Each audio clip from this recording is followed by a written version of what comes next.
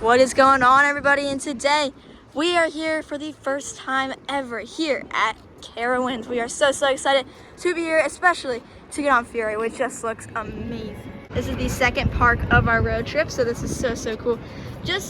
Fury looks awesome. I cannot wait to get on this thing. So let's watch it as it comes literally directly over us and under us.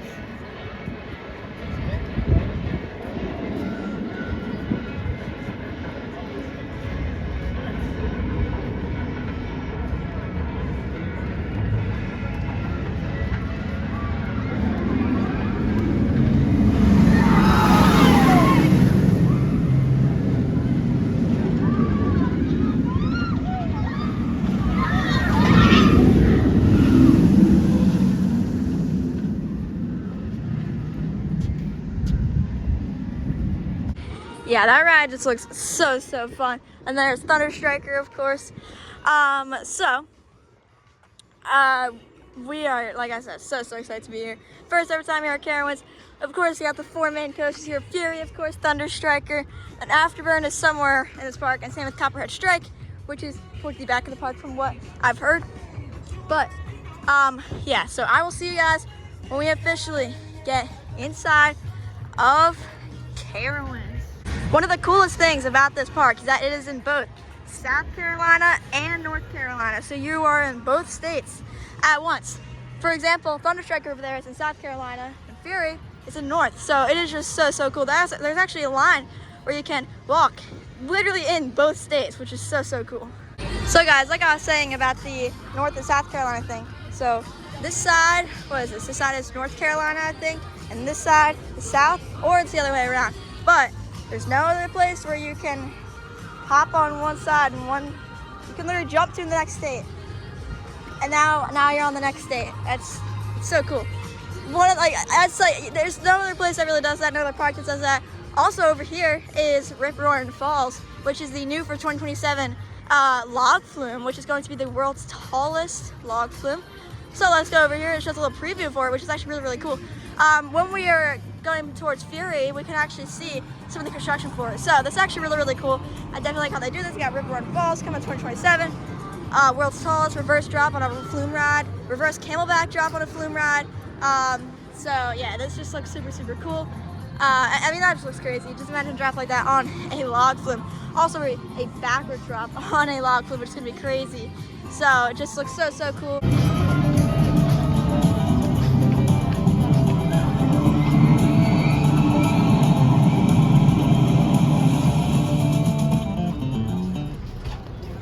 So guys, the darker blue side is South Carolina and the lighter blue side is North Carolina. So, South Carolina, North Carolina. It's so cool, you get to stand in both states at once. Only park you get to do that, but we're gonna head towards Fury 325. So guys, you can already see some of the support for Rip-Roaring Falls right next to Fury. So when we're on Fury, we'll get to look down and we can see it even better. So it looks like they actually showed the boat for Rip-Roaring Falls, which I actually noticed actually has like kind of, you know, it has like wheels, which you don't really see on any log flume ride. Does it have upstop wheels? I don't think so. Do I see any? Actually, no, yes it does. Those are the upstop wheels. The ones underneath. So that's pretty cool. Very cool. They're doing a lot of stuff to show it, which is super cool. So yeah, Rip-Roaring Falls looks so cool, as well as Fury does, which so excited to get on that thing. Wow guys, and here is the plaza for Fury 325. It looks so cool. Wow. Can't believe I'm seeing this. It's been a long time coming. I'm trying to get on this ride. So Wow, so cool. It's like, it's just a whole plaza theme to Fury. It's so cool. Because the entrance is right there, but the sign is right there. It just looks so cool. The ride itself, it's a great presentation over here. It looks so cool. Yeah, I am so excited to get on this thing. This will be our 110th credit.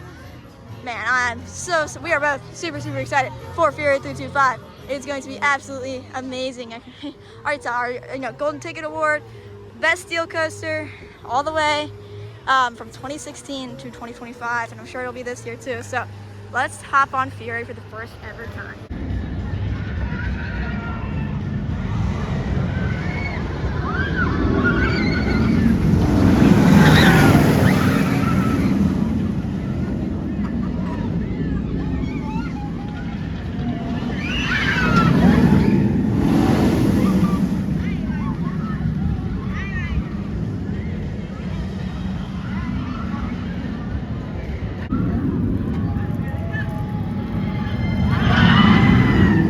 Alrighty guys, so we just did a back row ride on Fury 325, coaster number 110. That was super good. Now one thing I did notice that I was definitely not expecting was that there was a bit of a rattle in the back row. Now I was expecting every coaster has a rattle except for those new gen Vekomas, those are butter smooth. But B&Ms are gonna have their rattles and things like that. But it was still a great ride. We had a great time on it. Now we definitely one of the best rides out here. It's not like crazy intense, so it's it's nice in the middle.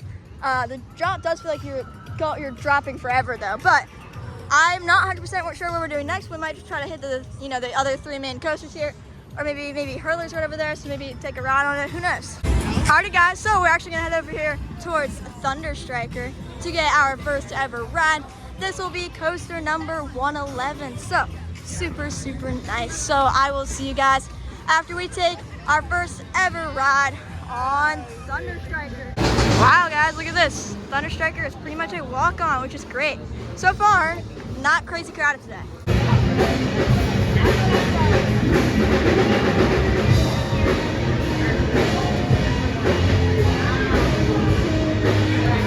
Alrighty guys, so we just did a back row ride on Thunder Striker, which was really good actually. But yeah, Thunder Striker was a great ride. Now we are probably gonna head over to probably Afterburn or Copperhead Strike, whichever one's closest, because we don't really know the layout of this park because first time here, like I said. So I will see you guys for whatever ride we get to next. Alrighty guys, into Ananautica Landing. Alrighty guys, so we're now gonna head over here and take a ride on Copperhead Strike now, which I'm definitely super excited for. It looks like this coaster has some really good hang time, which I'm definitely super excited for.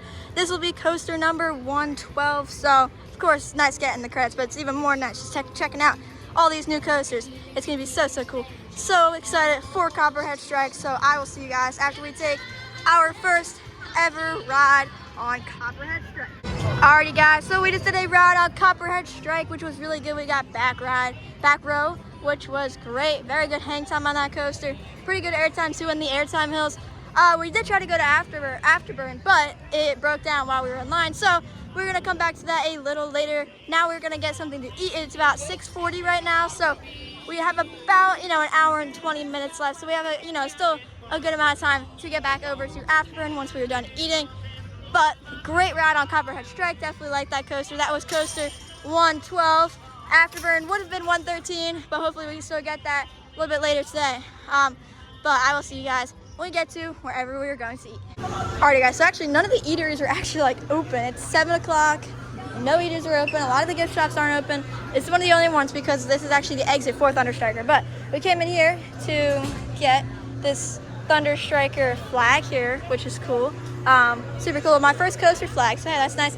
But yeah, eateries aren't open, so we're probably gonna head out soon. Maybe get one last ride on either Thunder Striker, Fury. I guess we'll have to wait and see, but we're gonna get this for now, which is super cool. Alrighty guys, I'm not gonna take another ride on Thunder Striker. Alrighty guys, so I just did a front row ride on Thunder Striker, which was really good. Honestly, stronger airtime in the front, in my opinion. But we're not gonna head over to Fury. It's about 8:45, I would say right now. Or not 8:45, 7:45. That's gonna be our last ride of the night. Probably gonna get a front row ride on that too. see how it is. So we get a back row and a front row ride on Fury, and I got a back row and a front row ride on Thunder Striker. So I will see you guys when we get over to Fury.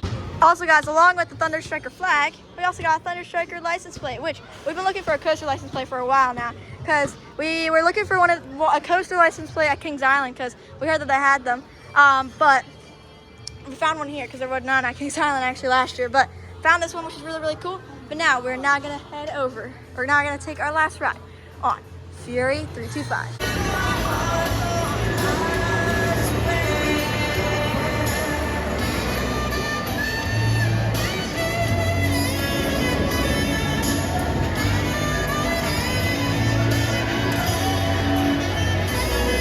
Alrighty guys, so we just did a row 3 ride on Fury 325. So you cannot pick your row on this ride. Earlier today we could, but we couldn't just then. So it was still a great ride though. Honestly, I like it better towards the front than the back, which is definitely, something that could be controversial, especially for a hypercoaster. You'd think that it, or not a hypercoaster, what am I saying? Giga coaster. You would think that it would be better in the back, but for this ride, honestly, I like it better in the front. We weren't even in the very front. We were in row 3. We were in here in the Fury store. We're just gonna see, these are actually really cool. So this is like a Hornet. So the ride is themed to that. So I think that's pretty cool. Oh, this is cool. It's like a snow globe of Fury. It's kind of cool. Yeah, we're gonna check it out in here and see what we want. So one thing that I noticed with this park is that if they will offer if you chant one more time, they will actually give you another ride, because they just did it and there they go, they get another ride. So this is one of the only parks that I see do that, because some will like tease the idea and be like, I don't know, and then others will be like, sorry, I'm not allowed to do that. We chanted one more round of Pantherian last night, and they're like, unfortunately we're not allowed to do that. This park, they do it a lot. I've seen a lot of instances like online where they do it. Now we just saw it in person where they did it. So, if you just chant one more ride on the last train of the night, or, maybe second last or something like that, then you could get it. It's not like a guarantee, but I mean, more of a chance than the other parks, because I haven't only really seen it here.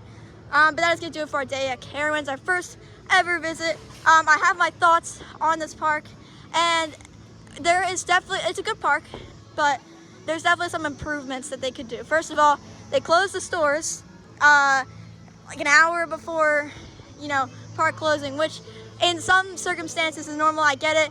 They're trying to pack up, especially with the food. But when they close it that early like that, especially the stores and every single food place, it's definitely, especially if you get here late and you're trying to eat and you're hungry, it's a hot day outside, so, you gotta fuel yourself. But, this park, it is good. Like, it just could have some improvements, just like any other park, so I'm not hating on it. That's not what I'm here to do, to hate on the park. It's, I try to keep it real with you guys, what our experience at parks, and not trying to bash on the park or anything. It's just, some things need improvements, that it's not a bad thing. Obviously nothing's perfect, but, like I said, improvements could be used. One thing is that, I get the reason, but, so this park has a chaperone policy like every other park. That's normal, right? I get it. If you're under 15, they don't want you in here by yourself, which is totally reasonable. A lot of teenagers will come in here and, try to either, they'll just mess around, which I totally get. It's understandable with the chaperone policy. I don't have a problem with it. But after 4, they make you show your ID. Like, no matter, because, like, I get it if maybe, like, you look like you're under 21, but even if you're, like, obviously over 21 or you're with someone that's definitely over 21, then they still make you show your ID, which, I mean, I get it, but, like, I don't know. I think they could be a little more lenient with that, but, all in all, that's my thoughts with this park. Also, I wish there was more maps around, because I had to look at the website map, which can be a little hard to navigate, but, you do what you have to do. But, I mean, the good things with this park, though, has Fury 325, which is an amazing coaster. Thunder Striker is also really great. Copperhead Strike. Unfortunately, didn't get to on Afterburn today. If we stop back here another day, actually, I'm gonna pause recording for a second, because another thing with this park, the music is so loud. A lot of places, speakers with everyone, they're so loud. So I gotta stop for a second. But in general, this park is good. So please don't deter that from you coming to this park. That's not what I'm trying to do. Again, just trying to show you guys our experience and kind of tell you guys what maybe to be prepared for. or something, because I know we had to go back to the car in order to get the ID, so we could show it. Because so just like, this is just things so you can be prepared for. Like I said, not trying to bash in the park, not what I like to do. But with that being said, that is gonna do it for our day. Carowinds, we got on Thunderstrike, or I got on Thunderstriker twice. My mom got on once. I got on Fury twice, Copperhead Strike, and that was it. So obviously a lot more rides last night, but that's okay. We also had more time yesterday. Also, guys, before you guys see the outro, I just wanted to say that Fury is one of the most picturesque coasters I've ever seen. I mean, you can get so close to this thing, it's actually crazy. Look, so you see the grass here, right? There's fence here, and then it stops. So you can literally go out onto the grass and go as close to Fury until the fence obviously is there, so you can't get, too close to it. But again, one of the only parks that I've seen do something with a coaster like this, which is so cool. I think that, it's a good, I think it's really cool that they allow you to do that.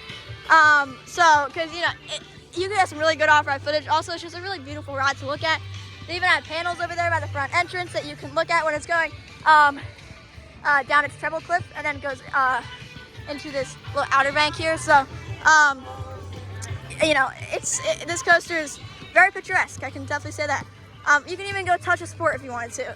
You can go mark your territory on Fury 225. But with all that being said, guys, that is going to do it for our day here at Carowinds, our first ever visit. We had a great time, and then our second park of our road trip.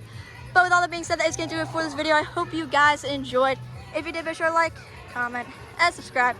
And I'll see you guys in the next one. Goodbye, guys.